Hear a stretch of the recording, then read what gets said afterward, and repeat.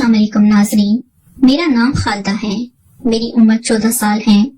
मेरी family total 5 अफराद पर मुश्तमिल है। हम 2 बहनें, एक भाई और अम्मी अबू।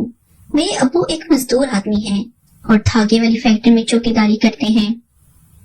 मेरे अबू की रात की ड्यूटी होती है। मेरे अबू की 30 साल उम्र है और अम्मी की उम्र 40 साल है।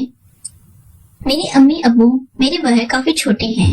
अबू की पसंद की शादी थी और अबू फैमिली में अम्मी को ही पसंद करते थे, इसलिए खानदान वालों ने अबू को अम्मी का रिश्ता दे दिया था।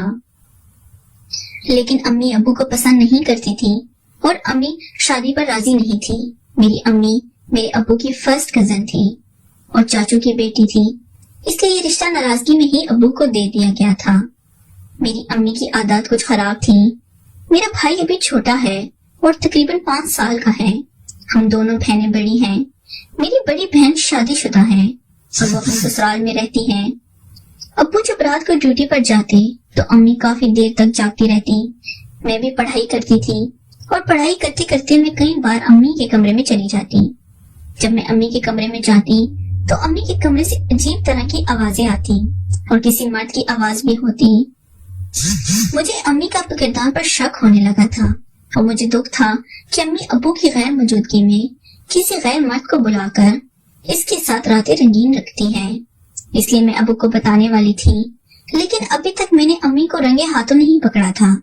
मेरी जुर्रत नहीं थी कि मैं दरवाजा खोलकर सीधा अम्मी के कमरे में चली जाऊं। अम्मी भी बहुत सख्त किस्म की थी और मुझे अम्मी से बहुत डर लगता था।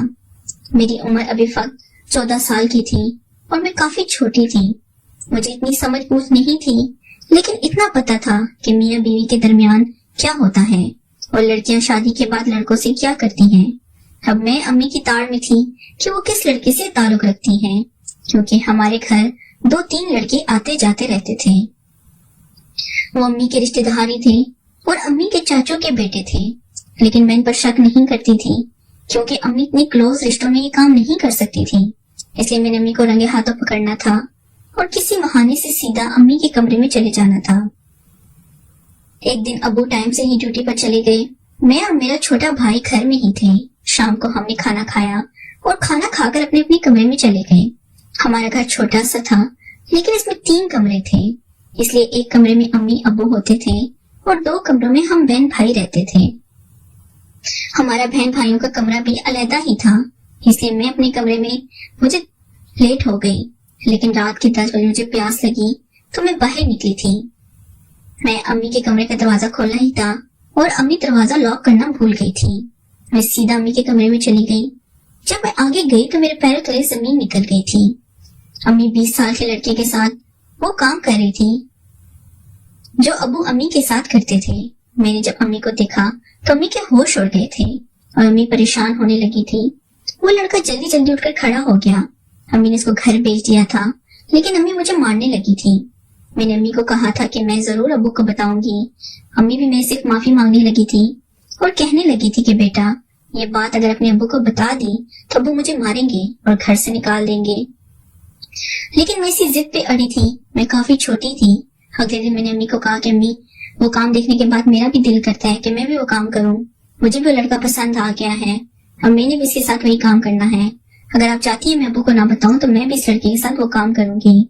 हमें भी ये बात मान गई और अम्मी ने अगले दिन इस लड़के को दोबारा बुला लिया था। जब वो लड़का आया तो हम दोनों माँ बेटी बारी बारी,